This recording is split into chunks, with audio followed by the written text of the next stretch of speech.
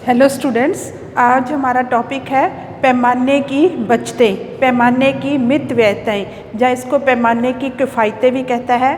English में क्या कहते हैं इसको, इकोनॉमीज ऑफ स्केल। तो ये क्या होती है, देखो जैसे मान लो एक कपड़ा मिले हैं भारत में, मान लो अलग अलग जगह पे कपड़ा की फर्में हैं कपड़े की, तो उनके जो फर्में हैं उनको समूह को क्या कहेंगे, उद्योग कहेंगे।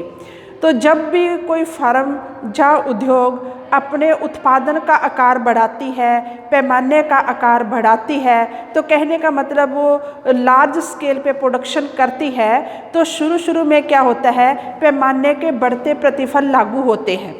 तो पैमाने के बढ़ते प्रतिफल का मतलब क्या है कि प्रति इकाई जो लागत है वो कम हो जाती है, लागत होती है खर्चा।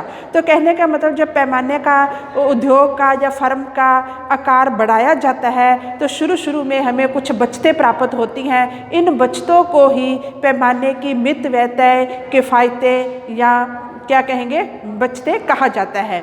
जैसे मान लो ये जो पैमाने की बचतें होती है ये दो प्रकार की होती हैं, आंतरिक बचतें और बाहरी बचतें, इंटरनल इकोनॉमीज़ और एक्सटर्नल इकोनॉमीज़। तो जो आंतरिक बचतें हैं वो क्या है, ये केवल एक फर्म अगर अपना आकार बढ़ाती है, उत्पादन का आकार बढ़ाती है, तो उसको कुछ बचतें प्राप्त होती हैं, केवल उसी फर्म को ही बचतें प्राप्त होती है, वो तो होगी आंतरिक बचतें। और बाहरी बचतें क्या होती हैं, मान लो किसी उद्योग ने अपना उत्पादन का पैमाना बढ़ाया है, तो उस उद्योग में शामिल सभी फर्मों को कुछ न कुछ बचतें प्राप्त होंगी, उसको बोलते हैं बाहरी बचतें। तो आंतरिक बचतें और बाहरी बचतों में क्या अंतर हुआ, आंतरिक बचत केवल एक फर्म जो अपना आकार बढ़ाती है उसी को प्राप्त होती है, और बाहरी फर्म में क्या होती है, उद्योग का पैमाना बढ़ता है और उद्योग में शामिल सभी फर्मों को जो है बचतें प्राप्त होती है। तो सिंपल सी बात है, आंतरिक बचत केवल एक फर्म जिसने अपना आकार बढ़ाया उसी को प्राप्त होगी, बाहरी बचत उद्योग की सभी फर्मों को प्राप्त होगी। और आंतरिक बचतें प्राप्त होने का मेन कारण क्या है, विशिष्टीकरण, स्पेशलाइजेशन। सपोज क्या है, एक दरी बनाने का कारखाना है, एक दरी बनाने की मिल है, वहाँ पर पहले हाथ से काम होता था, तो दिन में मान लो एक दरी या आधी दरी या दो दरियाँ बनती थी।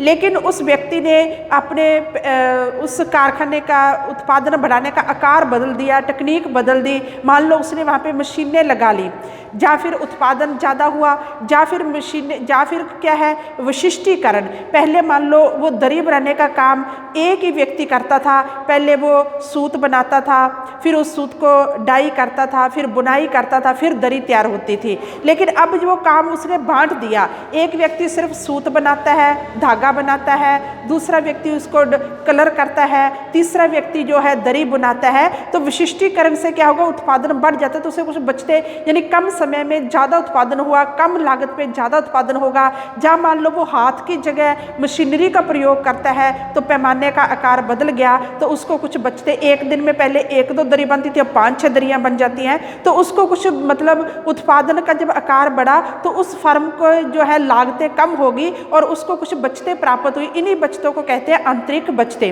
अब हम बात करते हैं बाहरी बचतें। बाहरी बचतें का मेन कारण प्राप्त होने का कारण क्या है, केंद्रीयकरण, सेंट्रलाइजेशन। जैसे मान लो आपने सुना होगा कि जैसे मान लो रिक्को है, रिक्को में अलग अलग तरह की छोटी छोटी फर्में हैं, तो उन फर्मों को मिला के उद्योग कहते हैं। तो वहाँ पे क्या है, वहाँ पे मजदूर, उससे संबंधित जो विशिष्ट लोग होते हैं वो मिल जाते हैं, बाहर से माल नहीं मंगवाना पड़ता, एक फर्म दूसरी फर्म का जो है माल यूज़ कर लेती है। जैसे मान लो हम कहते हैं कि शुगर मिल है, गन्ना मिल है, शुगर मिल है। शुगर मिल में क्या है, शुगर मिल का जो एक तो चीनी बनती है, उसकी जो वेस्टेज अवशिष्ट पदार्थ निकलते हैं, सोरा वगैरह निकलता है, उससे आजकल सैनिटाइज़र बनाया जा रहा है। तो क्या है, एक मतलब चीनी भी बनी, सैनिटाइज़र भी मिल रहा है, तो उसको कुछ बचतें प्राप्त होती हैं। तो कहने का मतलब केंद्रीयकरण, वो सभी चीज़ें एक ही जगह पे बन रही हैं, वहाँ पर कुछ खर्चे कम पड़ रहे हैं, तो इस तरह की बचतों को कहा जाता है बाहरी बचतें। तो आंतरिक बचतें और बाहरी बचतों में अंतर करना, एक रेखा खींचना मुश्किल बात है, क्योंकि हो सके एक समय में वो एक फर्म अपना उत्पादन बढ़ा रही है, आंतरिक बचत प्राप्त कर रही है, लेकिन उससे जो अवशिष्ट पदार्थ निकले, जैसे कि मैंने अभी शुगर मिल का एग्जाम्पल दिया था, तो उससे कोई और पदार्थ भी बन गया तो वो आंतरिक बचत बाह्य बचत में कन्वर्ट होगी। तो दोनों मतलब शुगर मिल से संबंधित जो और फर्में थी, जैसे सैनिटाइजर बनाने वाली फर्म है, सोरे से और भी कुछ बनता है, तो इसी प्रकार जो आंतरिक बचतें हैं वो बाहरी बचतें, इनमें एक अलग से रेखा खींचना मुश्किल है। जो आंतरिक बचत है वो बाहरी बचत भी बन सकती है।